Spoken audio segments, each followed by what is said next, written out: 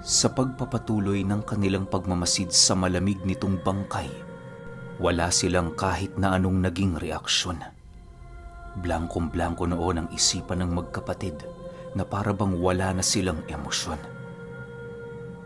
Makalipas ang ilang oras, kinuha na nila ang bangkay ng kanilang ina mula sa pagkakabiti nito. Pinagtulungan nila itong buhatin paparoon sa libingan ng kanilang ama upang maitabi ito sa huling himlayan ng kanyang asawa. Habang tinatabunan nila ang bangkay, doon naman dahan-dahang napapaiyak si Upal dahil sa napakabigat na emosyon na kanyang nararamdaman. Kuya, ano ba ang ginawa nating mali sa Diyos at bakit tayo binagsakan ng ganitong problema? Para namang grabe yung kasalanan natin. Nakikipaglaban tayo para sa pangalan niya tapos ganito pa ang mangyayari. Nanlulumong wika ni Upal. Nang marinig naman ito ni Emilio, bigla namang tumulo ang luha nito ng walang patid. Kahit kasi anong pilit niya noong talikuran ang kanyang emosyon, mga magulang pa rin nila ang nakaratay sa lugar na yon. Habang patuloy silang umiiyak sa lugar na kung saan nakaburol ang kanilang ama't ina, muli nilang isinumpa sa lugar na yon na hindi sila matatahimik hanggat hindi nila nalilipol ang mga aswang na yon. Yun kasi ang naging sanhi ng pagkakaroon ng sakit at kamatayan ng kanilang mga magulang na siya namang labis nilang ikinagalit. Magmula nung araw na yon, ang tanging trabaho na lamang na naiisip gawin ng dalawa ay magpahirap ng mga nilalang na nasa panig ng kaliwa gamit-gamit ang mga abilidad nilang tangan. Sa pagsapit ng takip silim, bumalik na ang dalawa sa kanilang pamamahay. Doon ay iniligpit nila ang lahat ng mahahalagang mga gamit at mga salaping kanilang mapapakinabangan sa kanilang susunod na misyon. Dinala din ni Emilio ang mga kampit ng kanilang ama at ang mga libreta nitong minanapa sa kanilang yumaong lolo. Ilang araw pa ang lumipas, napagpasyahan na nilang umalis sa kanilang tahanan. Pupunta sila sa malayong lugar na kung saan maraming namumugad na mga aswang. Bago nila tuluyang lisanin ang kanilang bahay, binuhusan nila ito ng langis at walang pagdadalawang isip nila itong sinilaban. Habang pinagmamasdan nila ang kanilang natutupok na tahanan, bumalik sa kanilang mga alaala ang masasayang nakaraan. Sa pag-alis natin dito, Upal, ibabaon natin ang lahat-lahat ng masasayang alaala ng ating buhay. Tanging puot at galit lamang ang ating dadalhin, nang sa gayoy mas lalo tayong katakutan ng mga demonyo. Panahon na rin siguro para maging mga demonyo tayo at lipulin ang iba pang mga demonyo. Kikil na wika ni Emilio. Matapos naman itong marinig ni Upal, nanatili lang naman itong walang imik habang patuloy na pinagmamasdan ang natutupok nilang tahanan. Nang tuluyan ng maabo ang kanilang bahay, dali-dali naman nilang ibinenta ang kanilang mga kabayo upang magkaroon sila ng sapat na salapi patungong isla ng Dinagat. May mga sabi-sabi kasi silang nasagap noon na meron doong isang pugad ng mga aswang na halos ilang dekada nang namamayagpag sa lugar. Wala pang nakakatalo sa mga ito, kaya naman yun ang unang hamon na kanilang tinanggap. Dahil sa hindi kilala sa lugar noon sila Emilio, kung kaya't isang kalamangan yon para sa kanila para maisagawa ng maayos ang kanilang plano. Ilang araw pa ang lumipas, narating na nga nila ang isla ng Nonok. Medyo pahirapan pa sa kanila ang pagpunta doon, gawa ng maraming nagsasalubungang alon noong mga panahong yon. Habang nasa laot ang kanilang bangka, panay naman ang kanilang ginagawang pagkakausap sa bangkero nang sa gayoy malaman ang kabuuan ng lugar. Manong, kumusta naman ho dyan sa Nonok? Hindi naman ho ba nananakit ng mga dayong nakatira dyan? Tanong ni Emilio sa bangkero. Teka lang, Manong. Bakit? Saan ba talaga ang punta ninyo? Sa Nono kasi, kung dyan kayo dadaan papuntang Dinagat, marami kayong sapang tatawirin. Mapanganib din sa lugar. Maraming sabi-sabing kumakalat ukol sa mga aswang na naninirahan dyan. Yun kung naniniwala kayo sa aswang. Sagot naman ng bangkero. Sige lang, Manong. Yan nga ang hinahanap namin Sagot naman ni Emilio. Nang marinig ito ng bangkero, hindi na lamang ito sumagot sa kanyang sinabi dahil para bang nayayabangan lang siya kay Emilio. Ilang oras pa ang lumipas, narating na nga nila ang dalampasigan ng Nonok, kung saan dali-dali naman nilang binagtas ang daan patungo sa isa sa mga baryo nito. Habang naglalakad ang dalawa, panay naman ang kanilang pagmamasid sa paligid para naman kahit papaano'y maging handa sila sa mga pangyayaring bubungad sa kanilang harapan. Itinago din nila ang kanilang mga presensya nang sa gayoy walang makaramdam sa kanila sa paligid. Ang mga pangontra at talandro namang tangan nila, isinilid nila sa isang sisidlan kung saan hindi mapapansin ng mga aswang. Bale, ang nakalitaw lang sa kanila noong mga oras na yon ay ang kanilang mga lagaraw at kampit na siyang pangunahing sandata nila sa pakikipaglaban. Sa pagsilay nila sa isang baryong malapit sa may dalampasigan, dahan-dahan naman nila itong nilapitan habang patuloy na pinagmamasdan ang buong paligid. Nang mapansin nilang medyo may karamihan ang taong naninirahan doon, napagpasyahan naman nilang manatili sa lugar upang magmatsyag at magmanman sa buong paligid. Nang mapansin nilang medyo may karamihan ang taong naninirahan doon, napagpasyahan naman nilang manatili sa lugar upang magmatsyag at magmanman sa buong paligid. Ilang minuto pa ang lumipas, doon na sila pinagkumpulan ng mga taga-baryo, gawa ng agad nitong nalaman na sila'y mga dayo. Nang makarating na sa punong barangay ang pagdating nila Emilio, inimbitahan sila nito sa punong tanggapan para makausap. Wala namang nagawa noon ang magkapatid, kundi ang sumunod sa patakarang meron ang lugar. Mga bakasyonista ho kami. Naglilibot kami sa bawat pulo para makita ang kagandahan nitong taglay. Ayos lang ho ba sa inyo kung dito na muna kami mananatili ng pansamantala? Pupunta ho kasi talaga kami ng Dinagat, pero naisipan naming dumaan dito sa Nonok. Wika ni Emilio. Pwede naman. Bakit hindi? Bukas ang islang to para sa mga katulad nyong dayo. O bueno, halina kayo. Ako na mismo maghahatid sa inyo sa bahay na maaari nyong rentahan. Sana lang, maging matiwasay ang pananatili nyo dito sa aming lugar. Wika ng isang lalaki. Matapos nilang mag-usap, agad naman nilang tinungo ang isang bahay ng matanda, di yung kalayuan sa sentro ng baryo. Pagsilay nila Emilio sa tahanang kanilang tutuluyan, bigla naman sila noong kinutuban, gawa ng napakabigat ng presensyang bumabalot papaikot sa looban ng bahay. Anuman ang taong naninirahan doon, siguradong sigurado ang magkapatid na hindi ito mga ordinaryo. Subalit sa kabila ng lahat ng kanilang mga nalaman, ninais pa rin nilang sumunod sa lalaki para ito'y mapagbigyan.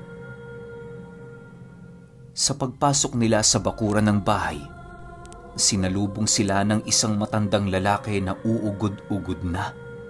Nakatungkod na lamang ito at para bang nagmumukha na itong isang lupa dahil sa labis na katandaan.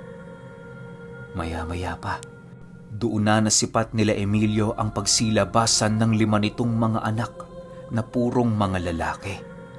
Kagaya ng inaasahan, nanlilisik ang mga mata nito na para bang walang magandang gagawin sa isang tao.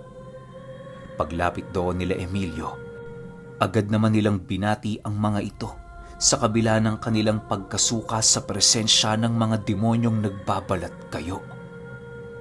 Habang inililibot sila sa bahay, napansin nilang magkapatid ang mga marurupok nitong mga papag.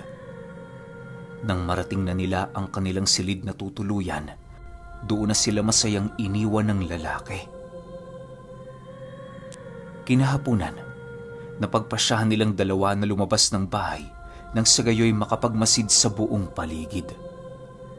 Paglabas pa lamang nila ng pinto, agad namang bumungad sa kanila ang iilang anak ng matanda na nakatitig. Saan ho kayo pupunta? Bawal na hong lumabas. Hapon na. Wika ng isa sa mga ito, pagtitig ni Emilio. Bakit? Masama bang lumabas ng hapon? Huwag kayong mag-alala. Diyan lang kami sa bakuran ninyo. Hindi kami lalayo. Mahinahong paliwanag naman ni Emilio. Bawal nga ho. Matuto kayong sumunod. Yun ang patakaran sa pamamahay na to. Sagot naman ng lalaki na para bang tinataasan ng boses si Emilio. Nang marinig naman niya ang sinabi nito, ninais na lamang niyang huminahon habang dahan-dahang bumabalik sa kanilang silid. Pagsarado ng pinto ni Upal, kitang-kita niya ang panginginig ng laman ng kanyang kapatid na para bang gigil na itong sapakin ng binata na kanyang kausap. Kalma lang kuya. Mamaya na nating pagbigyan ng mga yan ang hinahanap nila. Wika ni Upal sa kanyang kapatid. Matapos itong marinig ni Emilio, ngumisi lang naman ito habang inihahanda ang kanilang pagkain. Matapos nilang kumain ang kanilang hapunan, dahan-dahan nilang inilalabas ang kanilang lagaraw para hasain. Pagsilay nilang medyo purol na ang mga ito, napangisi na lamang silang dalawa sa kadahilan ng isa yung patunay na buhay ang kanilang mga sandatang tinatangan. Sa paglalim ng gabi, doon na dahan-dahang nararamdaman nila Emilio ang pag-iba ng ihip ng hangin sa buong paligid. Bumibigat na din ng husto ang presensyang bumabalot sa lugar, subalit hindi yun sapat para sila ay makaramdam ng paghihirap. Ilang minuto pa ang lumipas, natigilan naman noon sa paghahasa sila Emilio nang makarinig sila ng isang ritual na karaniwang ginagawa ng isang mambabarang. Sa puntong yon, bigla naman silang napatayo sa kanilang kinaroroonan upang sundan ng mga usal na kanilang naririnig sa loob ng bahay. Maya-maya pa, doon na napagtanto ni Upal na ang mga usal na kanilang naririnig ay nanggagaling sa katabi nilang silid. Habang patuloy nilang pinagmamasdan ng buong paligid, nakarinig sila ng mga paglalakad papalapit sa kanilang kinaroroonan. Sa bawat pag-apak ng mga demonyong naroon sa lugar, sinasabayan ito ng mga mahihinang pag-usal na animoy nagsisilbing sabulag ng mga ito upang hindi sila maramdaman ng mga ordinaryong tao. Pagkarinig nila Emilio na dahan-dahang binubuksan ang pintuan na kanilang kinaroroonan, napagpasyahan nilang muling umupo sa papag para maghasa ng kanilang mga lagaraw. Ilang minuto pa ang lumipas, tuluyan na ngang nabuksan ng mga panauhin ang kanilang silid at kasabay nito ang kanilang pagtitig ng seryoso. Nilalakasan na din nila noon ang kanilang ginagawang paghahasa nang sa gayoy magbigay ito ng labis na takot sa sino mang demonyo na magtatangka sa kanilang dalawa. Pumasok ka! Nabuksan mo na ang pintuan, hindi ba? Pasok na! Huwag ka na mahiya! Wika ni Emilio habang nakatalikod sa pinto. Matapos nitong makapagsalita, doon na nila pinaramdam sa mga nilalang ang kanilang hindi masukat na presensyang tinatangan.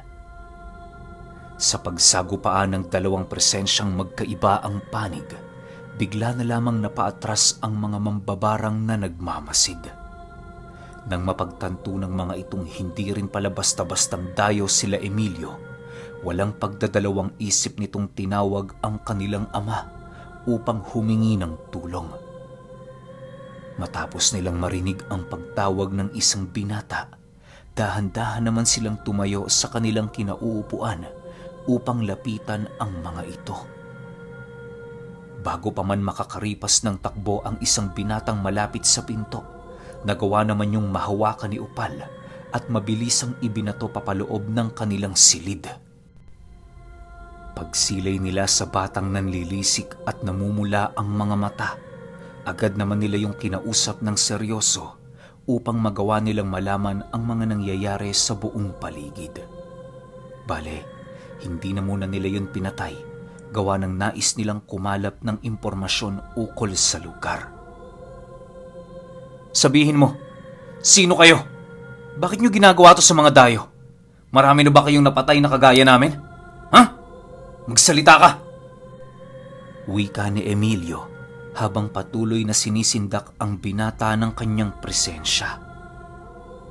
Ilang minuto pa ang lumipas, bigla naman siyang naantala sa kanyang ginagawa nang marinig niya ang paglalakad ng matanda. Alam niyang matanda na ang naglalakad papalapit sa kanya, gawa ng rinig na rinig niya ang tunog na nililikha ng tungkod nito. Maya-maya pa, tuluyan na ngang nasipat nila Emilio ang matanda na nakatayo sa harapan ng pintuan. Magandang gabi mga iho. Pagpasensyahan niyo na ang anak ko. Hindi kasi yan sanay na may mga taong dayo sa aming mumunting bahay. Kung maaari sana ipakawalan niyo na siya. Maamong wika ng matanda. Ha? Pakawalan? Bakit? Kapatapatawad ba ang ginawa nila kanina? At saka, huwag mo na kaming bilugin. Alam na namin kung anong klase kayong pamilya. Sagot naman ni Emilio. Matapos nitong makapagsalita, mabilisan naman itong ginilita ng leeg ang binata na kanilang nadakip.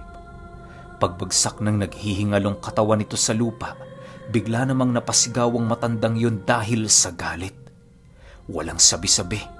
Bigla nitong kinuha ang kanyang isang garapong langis sa bulsa at mabilisang ibinuhos sa kanyang katawan ng walang pagdadalawang isip. Habang ginagawa ito ng matandang yun, sinasabayan niya pa yon ng mga pag-uusal na siya namang matyagang pinagmamasda ng magkapatid. Sa pagpapatuloy ng ganoong kaganapan, nabaling naman ang kanilang paningin sa mga binatang nasa likuran ng matanda nang masipat nila itong mag-anyong sigbin. Pagsilay nila Emilio sa matandang tinubuan ng sungay sa noo, mabilisan naman nilang dinukot ang kanilang lagaraw at kasabay nito ang kanilang pagsugod sa matanda. Upang makapagbigay sila ng takot sa pamilya ng aswang, ginamit nila noon ang kanilang mga usal na may kalakasan at may halong bisa ng mutya na kanilang tangan. Maya-maya pa, doon na nga nila nakita ang pagsugod ng matanda at kasabay nito ang kanilang pagwasiwas sa ere ng kanilang mga lagaraw. Nang masipat naman ng matanda at ng mga sigbi nitong anak ang kanilang ginagawa, dali-dali naman yung nagsipulasan habang patuloy na umaangil. Kahit hindi gaanong kalakihan ang silid na kanilang kinaroroonan, nagagawa pa ring makipaglaban nila Emilio gamit-gamit ang kalakasan ng kanilang abilidad. Ilang minuto pa ang lumipas, napansin niyang mahihina ang mga sigbin sa mga usal, kung kaya't naisipan niyang magpalipad hangin ng mga tigalpo sa buong paligid. Paulit-ulit niya itong ginagawa habang abala si Upal sa pagsalag sa bawat pag-atake na ginagawa ng matanda.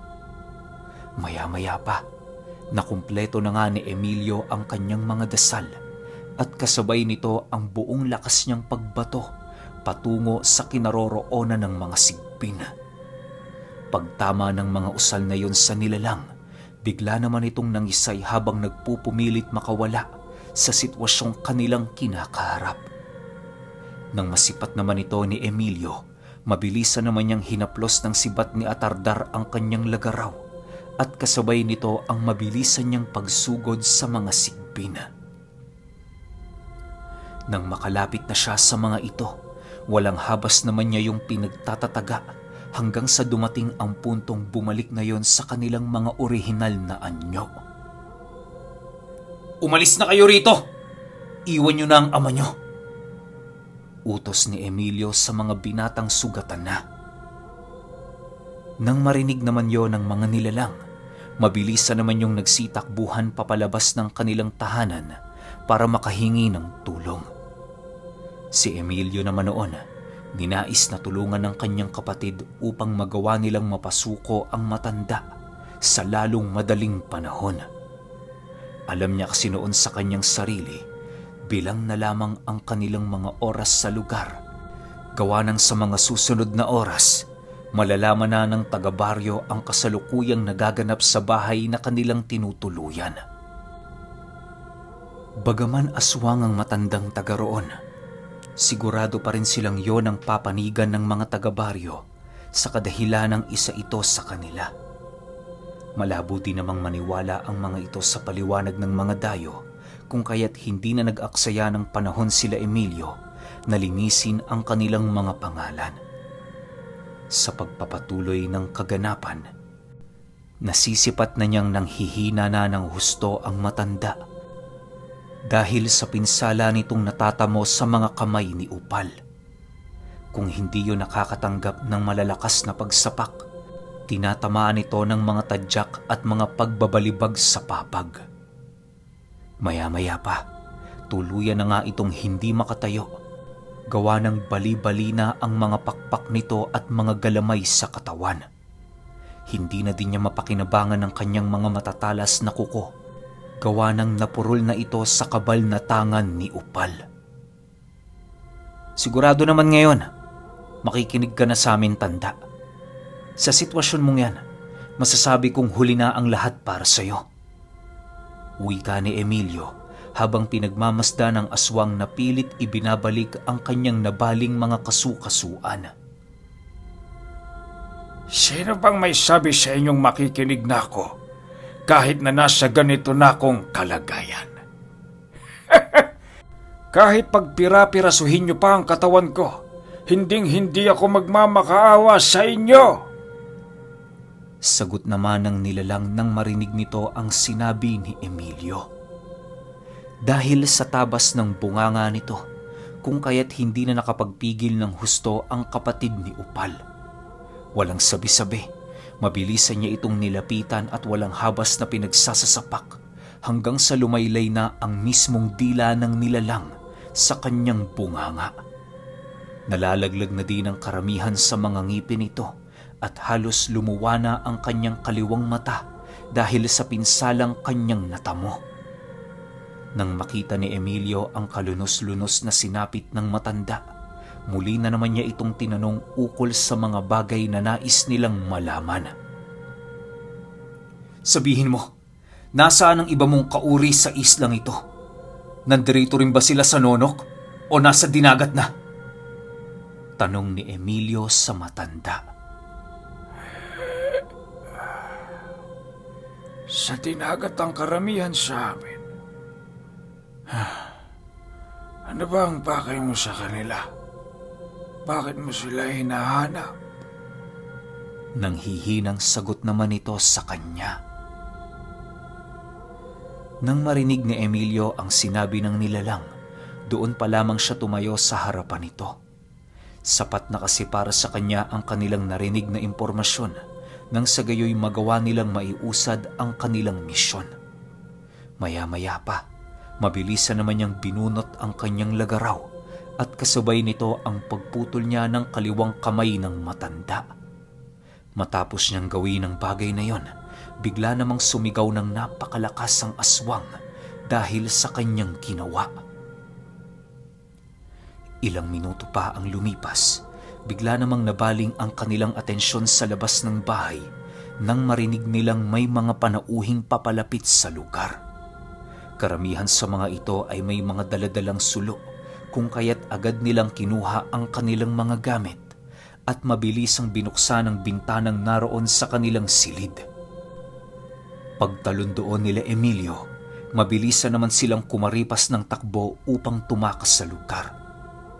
Nang marating na nila ang malayong parte, doon nila nasipat ang napakaraming mga taga-baryo na pinaiikutan ang buong tahanan.